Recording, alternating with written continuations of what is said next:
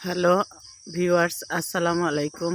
সবাই কেমন আছেন? সবাইকে সকালের শুভেচ্ছা জানাচ্ছি। ভিডিওটা সকালে করছি, এই জন্য আপনাদেরকে সবাইকে সকালের শুভেচ্ছা এবং জুম্মা মোবারক।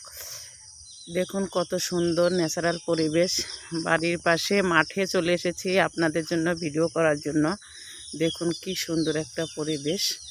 রাতে খুব বৃষ্টি হয়েছে, বৃষ্টি হয়ে আকাশটা খুব ঝকঝকা। বিকেলের আকাশটা খুবই মেঘলা ছিল, কিন্তু এখনকার সকালকার আকাশটা খুবই ঝকঝকা। গ্রামের পরিবেশ আসলেই অসাধারণ সুন্দর। গ্রামে না আসলে বোঝা যাবে না যে গ্রামের পরিবেশ কতটা সুন্দর।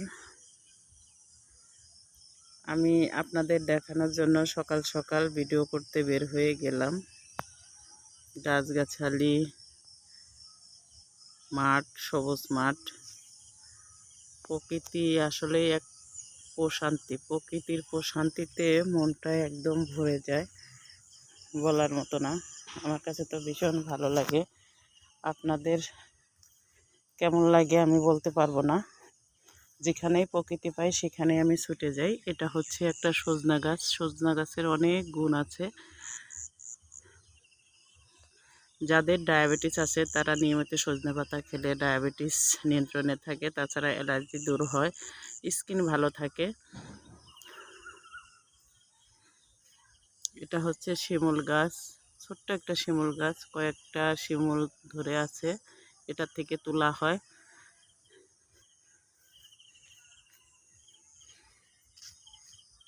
গরু খাওয়ানোর ঘাস লাগানো হয়েছে। ঘাসগুলো দেখেন কত বড় বড় হয়েছে।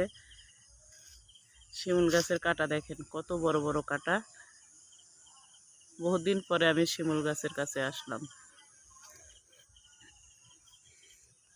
সব কিছু মিলাইয়া একটা অসাধারণ পরিবেশ।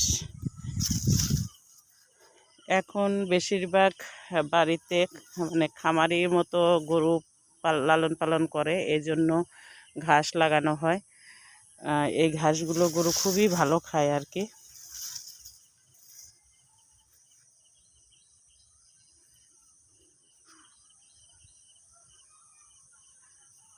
এটা মেহগনি গাছ। মেহগনি গাছটা দেখতে অসাধারণ। নতুন পাতা গজিয়েছে। বসন্তের সময় পাতা ঝরে যায়, আবার নতুন পাতা গজায়। এই জন্য পরিবেশটা আরও বেশি সুন্দর। আপনাদের কাছে কেমন লাগলো আমার এই ন্যাচারাল ভিডিওটি কমেন্ট করে অবশ্যই জানাবেন এবং পাশে থাকবেন। আপনারাও ভালো থাকবেন। দেখা হবে নেক্সট ভিডিওতে ইনশাল্লাহ। আসসালামু আলাইকুম ওয়া রাহমাতুল্লাহি ওয়া বারাকাতুহু।